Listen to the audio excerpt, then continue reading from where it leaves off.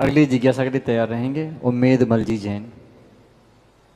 नमोस्तु महाराज जी, नमोस्तु महाराज जी, नमोस्तु महाराज। जब हम कहते हैं 3 कम 9 करोड़ मुनिराज जी की जय, तो इसका क्या तात्पर्य है? ये मुनिराज जी कहाँ पर विराजमान है?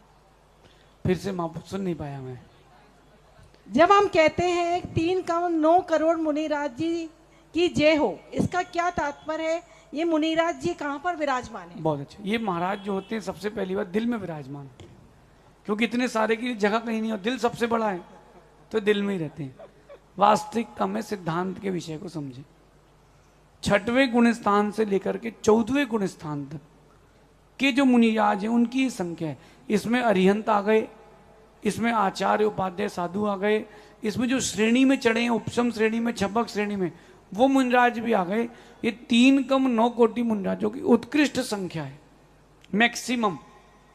जैसे एक ट्रेन की बोगी में ईमानदारी से 72 लोग, बाकी ठूसते गए तो 1000। अब वो जिसमें मर गए बच गए वो बात की बात है।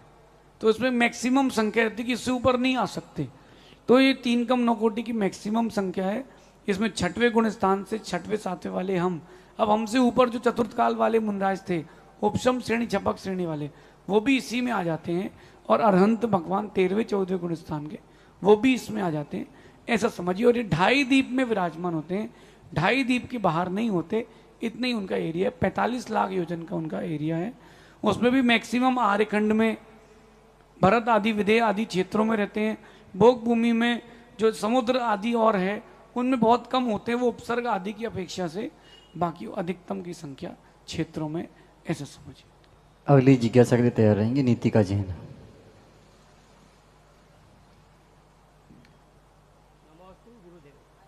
अच्छा, नमोस्तु गुरुदेव, नमोस्तु गुरुदेव। माइक पर बोलेंगे तो आप आवाज बैठ आएगी सीधा आपकी। करो तो बॉल सही जाएगी। नमोस्तु गुरुदेव। हाँ बहुत सही, बहुत बढ़िया। एक ट्रेनिंग करवाओ भैया माइक। नमोस्तु गुरुदेव, नमोस्तु गुरुदेव। मेरा प्रश्न है कि हम देह को बदलते हैं लेकिन दिल को क्यों नहीं बदलते हैं? मेरा प्रश्न है। बहुत अच्छी बात, इनके प्रश्न में ताली बजाई जाए। देव को बदलते हैं लेकिन, बहुत अच्छी बात। भैया आपका नाम क्या है? उमेद जी। कोई नहीं उमेद मल्ले साहब। उमेद मलय जी। आज का परिप्रेक्ष्य चल रहा है कि अगर इच्छाएं पूरी हों तो भगवान भगवान है, वरना भगवान भी नहीं। मैंने एक देखा, एक अभी प्रकरण, लेटेस्ट प्रकरण बताता हूं मैं आपको। किसी का किसी इष्ट के वियोग हो गया तो 5 साल तक भगवान को देखने नहीं गया कि भगवान कुछ होते ही नहीं है। अब वो सब भूल गया और उसी भगवान के पीछे लड़ाई करते फिर रहा है। क्या है व्यक्ति का मन, समझ में ही नहीं आता।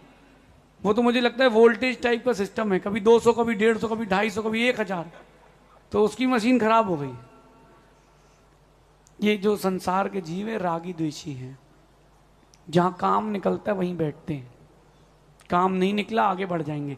आप एक बस में बैठे, उन्हें भैया बस कब कितने बजे जाएगी, यहाँ से कहाँ जाना? बोले जयपुर।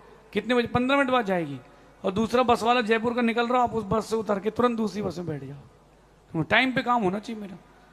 अगर सच्ची श्रद्धा है तो देव बदलना नहीं पड़ेंगे, देव आपके सारे काम करेंगे। और रही बात दिल की, तो दिल तो ऐसा है कि वो कभी मानता नहीं है।